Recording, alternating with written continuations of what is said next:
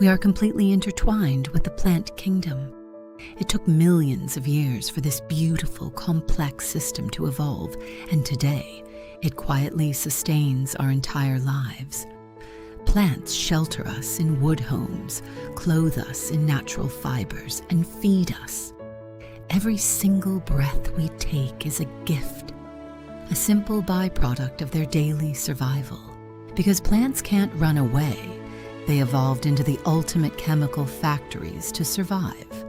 Locked in one place, they use complex molecules to attract pollinators, repel predators, communicate with neighbors, and defend their territory.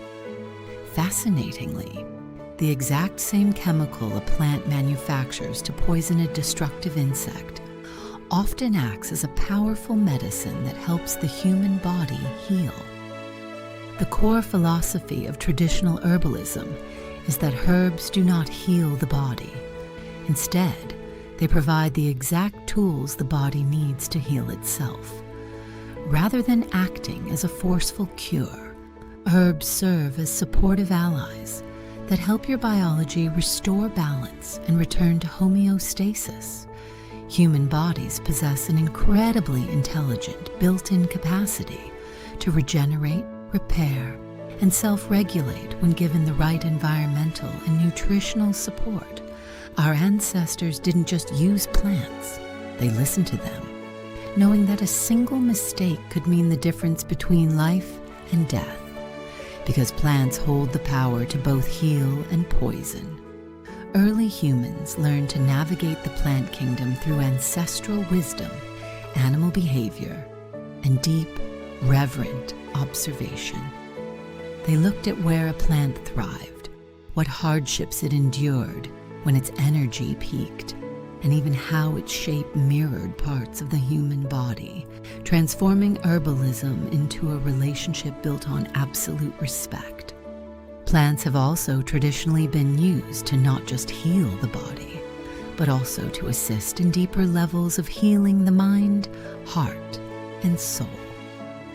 When we bring our relationship with plants into full awareness, we unlock a deeper consciousness of life itself by recognizing them as intelligent, sentient partners. This shifts our perspective from viewing nature as a mere resource to honoring it as a living web of relationships. So why are witches associated with herbs? Throughout history, especially in the villages and countryside of Europe, the same person often served many roles within the community. She or he might be the herbal healer, a midwife, a caregiver who sat with the sick and the dying, a fortune teller who offered guidance during uncertain times, and keeper of local traditions, stories, and seasonal rituals. For most of human history, they were simply different parts of the same role.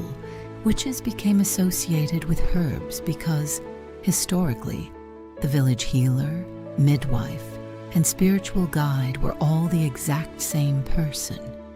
For most of human history, there were no clear boundaries separating medicine, religion, folklore, and magic.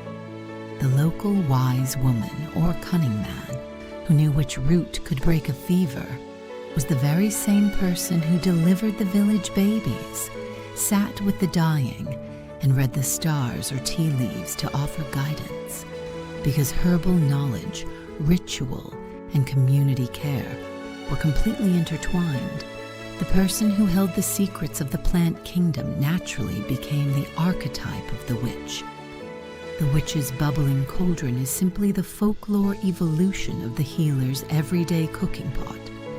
In the ancient countryside, a healer would simmer tough roots, barks, and fungi for hours to draw out their medicinal compounds, a process known as a decoction.